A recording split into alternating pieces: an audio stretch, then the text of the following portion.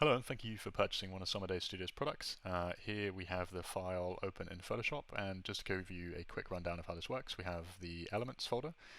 Here you can turn off different elements, so we can either disable the background or the card. We have the adjustments layer. Here typically we'll give you the option to change the color of various different elements. In this case you can change the color of the background.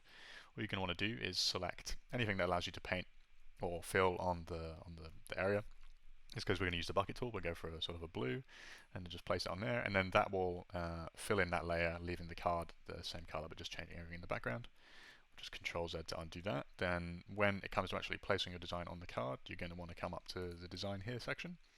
This is our smart object. This is where we're placing our design. So if we just double click that, that'll take us to a separate Photoshop window. To put your design, we're just going to drag and drop one. This is one that we've made for ourselves in-house. Scale it up to fit, just like so. Then once you're happy with that, just press tick up here.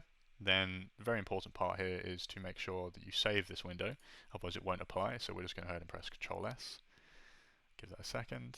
Then you can go ahead and close this, and now you can see the design has been placed on the card, and it's fitting into the environment. We're still getting the bumpiness of the card and the lighting affecting the design because of the way we set up the smart object, and that is exactly how you use that. Nice and simple.